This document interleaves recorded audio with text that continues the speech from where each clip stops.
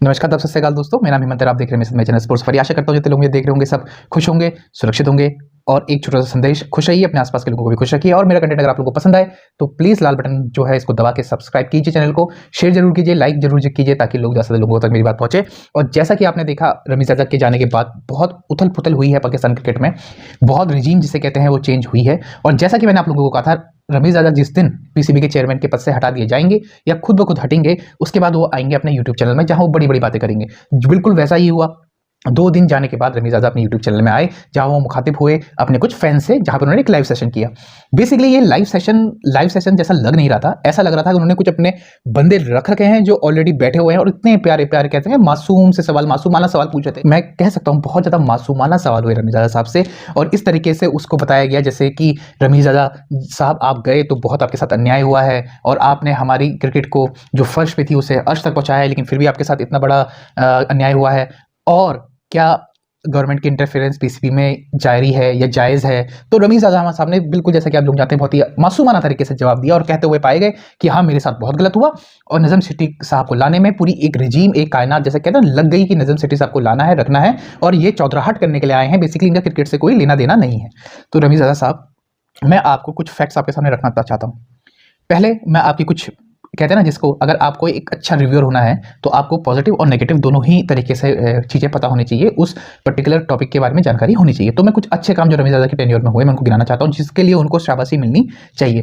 सबसे पहला कि भैया पाकिस्तान में इंटरनेशनल क्रिकेट लाने में रमीज़ राजा का बहुत बड़ा योगदान है, क्योंकि न्यूजीलैंड जिस तरीके से वापसी करी उन्होंने एक थ्रेड मिल के बाद, उनको वापस से कन्विंस करना, उनको वापस से लेकर आना, जो भी सीरीज चल रही है न्यूजीलैंड की, ऑस्ट्रेलिया को बुलाना 20-21 सालों बाद, इंग्लैंड को वापस लेकर आना, तो ये चीज़ों का क्रेडिट रमीज़ राजा साहब को जरूर जाता है। पाकिस्तान में जूनियर, पाकिस्तान पीजीएल जिसे कहते हैं, पाकिस्तान जूनियर लीग, जो रमीज़ राजा साहब ने स्टार्ट करी, मुझे ये नहीं पता कि उसकी सक्सेस कितनी बड़ी है, लेकिन एक अच्छा टाइम था कि एक यंगस्टर को आप अपने एक दायरे में लाना चाहते हैं, जिसमें आप प्रमोट करना चाहते हैं क्रिकेट, और उनके बीच में पैशन देख के, उनकी परफॉर्मेंस देख के उनको senior PCL Pakistan super league में आप भेजते हैं। तो एक अच्छा कदम था, ये सराहना करने लायक कदम था। लेकिन सर, आपके टेन्योर में मैं बताना चाहता हूँ पाकिस्तान ने बहुत कुछ खोया।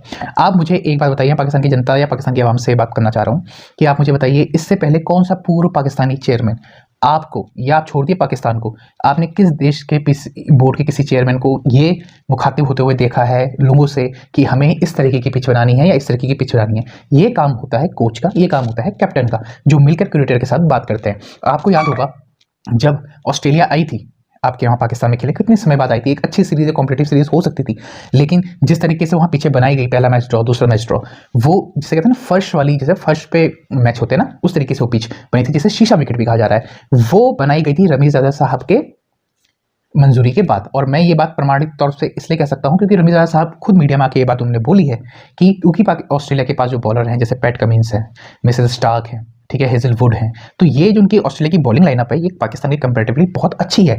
तो हमें यहाँ पे ऑस्ट्रेलिया को एज है, इसलिए हमने कोई भी सीमिंग ट्रैक या पिच में इस तरीके से नहीं रखी जो मददगार साबित हो किसके लिए, फास्ट बॉलरों के लिए। और आपको याद होगा नशीम, आपके शाहीन शाह अफरीदी का बहुत लंबे लंबे स्पेल उससे पहले 2 टेस्ट मैच में करे थे शाहीन शाह अफरीदी ने, जिसकी वजह से कहीं ना कहीं कयास लगाया जा रहा है जो इनकी इंजरी जो वर्ल्ड कप में होने से पूर्व पहले उनको हुई थी, जिससे एशिया कप से में ये नहीं खेले थे, वो बेसिकली हुई ही आपकी उसकी शुरुआत उस सीरीज से थी। ठीक है, तो आप मुझे बताइए, इससे पहले कौन से पीसीबी के चेयरमैन हैं जो इस तरीके की बातें करते हैं कि हमें अपने खिलाड़ियों पे भरोसा नहीं है इसलिए हम ये पिच नहीं बना रहे? तो भैया आप ये बताएं, आपके कहते हैं फर्स्ट क्लास में आपके पास ऐसे बॉलर नहीं थे?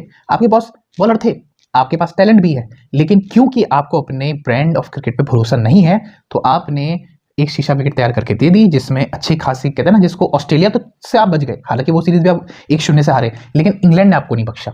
इंग्लैंड ने अपनी जिस कहते हैं बेसबॉल क्रिकेट जिसके लिए वो मशहूर है, वो खेलते हुए आए हैं, उन्होंने इंडिया को, इंग्लैंड में, इंडिया जब अपना आखिरी टेस्ट में जो बचा हुआ था वहां खेलने गई थी, तो वहां इंडिया को नहीं छोड़ा उन्होंने। जसप्रीत बुमराह जैसे हमारे बॉलर थे, उनको तक नहीं छोड़ा उन्होंने।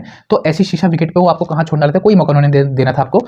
और सबसे बड़ा हास्यास्पद बात यह थी कि रमीज़ राजा साहब दोबारा मीडिया में आए ड्यूरिंग आपकी इंग्लैंड सीरीज, और उन्होंने कहा भैया हमारे क्यूरेटर तो के पास वो है ही नहीं, क्या कहते हैं एक्सपीरियंस, या इस तरीके के पीछे पहली बार ही एक्सपोज हुए हैं, एक कहते हैं जिसको एक कहते हैं सीजन जो परफेक्ट सीजन हो क्रिकेट का, वहां पे एक कॉम्पिटिटिव टीम आ रही है, तो हम लोग एक्सपोज हो गए, हमारी बैटिंग एक्सपोज हो गई, हमारा जो क्यूरेटर है वो एक्सपोज हो गए। तो भैया मेरा तो एक सीधा सा सवाल आपसे है, क्या आपके जब डोमेस्टिक क्रिकेट हो रही थी यहाँ पे, क्या वहां पे रिजल्ट नहीं आ रहे थे? क्या ये क्यूरेटर तब अच्छी पिचें नहीं बना रहे थे? इन्हीं पिचों पे आपके मीर हमजा जैसे बॉलरों ने विकेट लिए हैं। इन्हीं विकेटों पे आपके क्या कहते हैं यासिर शाह भी विकेट ले रहे हैं आपके। तो क्या वो पीछे पीछे नहीं है? आपने जानबूझ के, आपकी सोच डिफेंसिव है साहब, आप इस बात को मानिए। आप जितना बड़ा बोल बातें कर देते हैं यूट्यूब में आके, उससे कोई फर्क नहीं पड़ता। लोगों को आपकी सच्चाई पता है। और यूट्यूब चैनल में आके अब जिन लोगों को, एक इंडियन के साफी ने भी एक सवाल पूछा, एक इंडिया का फैन था, वो भाई साहब पूछ रहे हैं कि क्या मीडिया ने ऐसी पिक्चर आपकी पोर्ट्रे करी है कि आप एंटी क्वेश्चन पूछा इंडिया से। मैं सिर्फ उसको एक सवाल पूछना चाहता हूँ, क्या तुमने रमीज़ साहब के आपके इंटरव्यूज नहीं देखे? क्या आपने उनके कमेंट्स नहीं देखे? रोहित जुगलान वाला जो सीनियर रिपोर्टर आपके स्पोर्ट्स आरी से हैं, उनके साथ एशिया कप में जब फाइनल हारी तो उन्होंने एक सीधा सवाल पूछा था कि आवाम निराश है। सीधी सी बात है भाई, फाइनल हारने के बाद आवाम निराश ही होगी, क्योंकि बाबर आजम और आपकी मोहम्मद रिजवान की वही स्लो बैटिंग, ये सब आपको पता है पहले से, पूरे अभी तक उसकी बातें चल रही हैं। ठीक है, सवाल सिर्फ ये था कि आपकी आवाम निराश है, तो वो कहने लग गए कि आप तो इंडिया से हैं, आपको तो खुशी होगी। तो इस तरीके के सवाल जब पीसीबी चेयरमैन एक रहते हुए, इस ओहदे के पद पर रहते हुए इस तरीके की बातें करना क्या शोभा देता है? और क्या तुमको शोभा देता है? तुमने जितने आसानी से इनसे सवाल पूछ लिए।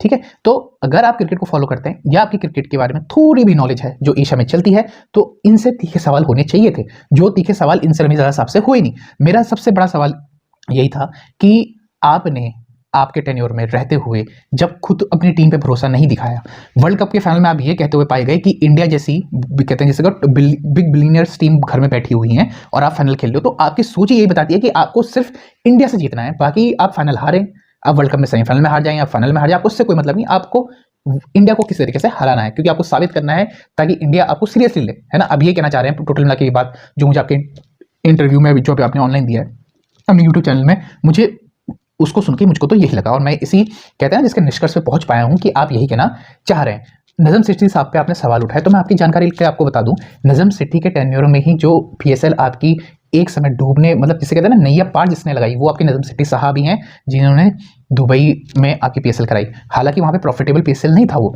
लेकिन एक कहते हैं ना कंसिस्टेंसी से पीएसएल कराने की योजना जो थी वो नजम सेठी साहब की थी। ठीक है, नजम सेठी साहब के आने के बाद देखिए सबसे बड़ा चेंज क्या हुआ, शाहिद अफरीदी को लिया गया आपका कहते हैं सिलेक्टर, पीसीबी ये क्रिकेट कमेटी का सिलेक्टर लिया गया पाकिस्तान में। और आते ही उन्होंने सबसे पहला काम क्या किया, आते ही सबसे पहला काम उन्होंने पकड़ी, कहते हैं गर्दन बाबर आजम साहब की। वो इस तरीके से नहीं पकड़ी कि मैं तुझे, आप किसी भी तरीके से फ्री नहीं है कोई भी डिसीजन लेने, उन्होंने सीधे बोल दिया भाई आज के बाद आपकी मनमानी नहीं चलेगी। और इसका प्रमाण है मोहम्मद रिजवान का ना खेलना इस पहले टेस्ट मैच में अगेंस्ट न्यूजीलैंड, क्योंकि मोहम्मद रिजवान को बैकिंग मिली हुई है बाबर आजम की, मतलब दोस्त हैं, यारी है, निभा रहे हैं, खिलाते जा रहे हैं। कोई परफॉर्मेंस उनकी उतनी अच्छी नहीं है।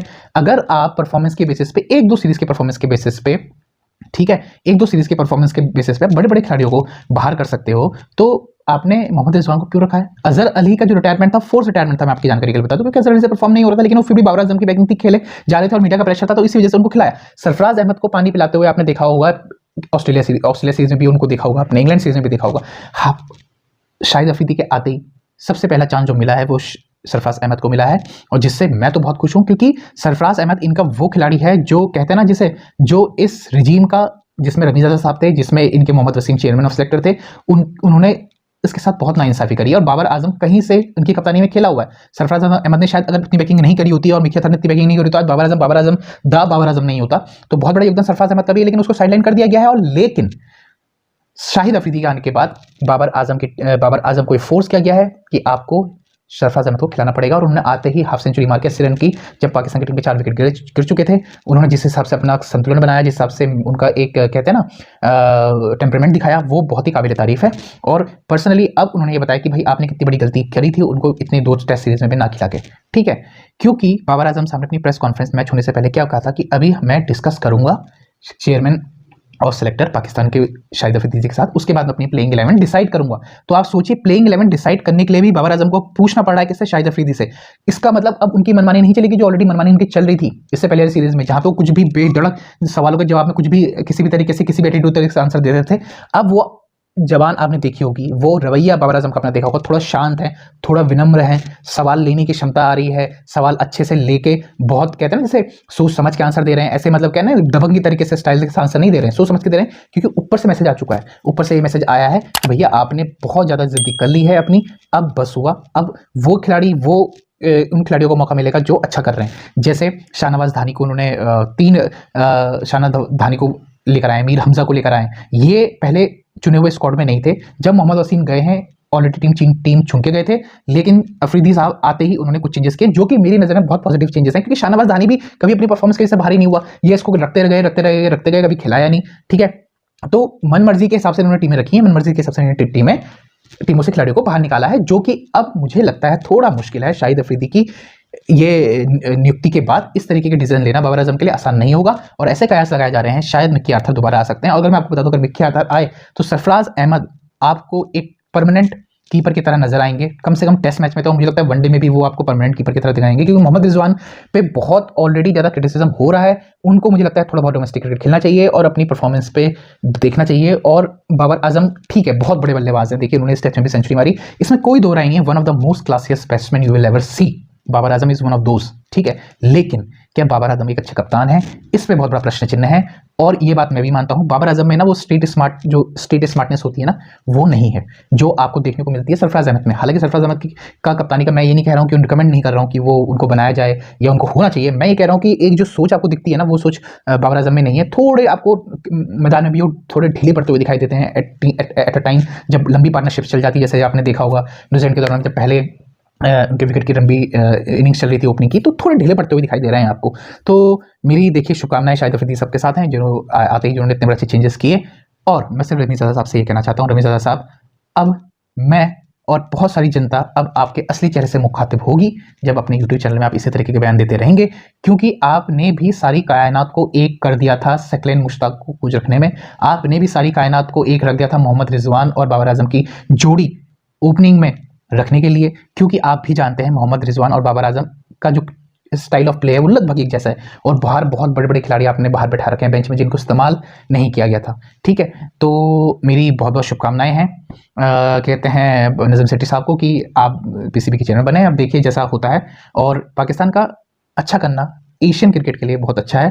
और जो आप धमकी दे रहे थे रमीज़ादा साहब इंडिया को कि हम एशिया कप में नहीं करेंगे, आप अपनी पब्लिक को गुमराह करते हैं ये कहते हुए कि मैंने उनकी आंख में आग डाल के ये बात बोली है बीसीसीआई को कि अगर आप नहीं आएंगे तो हम नहीं आएंगे, दादागिरी मैं नहीं सहूँगा। तो मुझे बस आप ये बता दीजिए, जब वर्ल्ड कप का फाइनल में आप देखने गए थे, वहाँ पे सौरव गंगुली साहब भी थे, बीसीसीआई के बड़े बड़े बोर्ड के अध्यक्ष थे, श्रीलंका के बोर्ड के बड़े बड़े बोर्ड के थे, आपने वहाँ पे एक मीटिंग हुई थी आपकी, तो आपने उस मीटिंग का हवाला या उस मीटिंग के कोई रिलीज या मिनट्स ऑफ मीटिंग आपने क्यों रिलीज नहीं करे मीडिया में?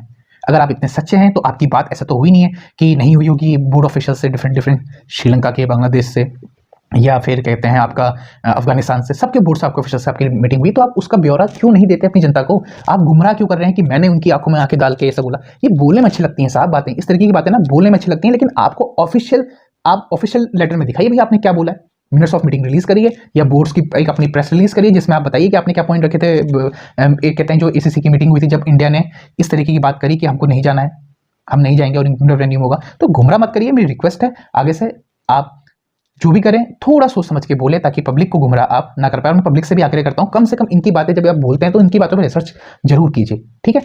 अगर मेरा कंटेंट आप लोगों को पसंद आया तो प्लीज सब्सक्राइब का जो बटन है ना उसे दबाइए, लाइक कीजिए, शेयर कीजिए और खुश रहिए, अपने आसपास के लोगों को भी खुश रखिए। तब तक मिलते हैं अगली वीडियो में। नमस्कार, आदाब, सत श्री अकाल, जय हिंद।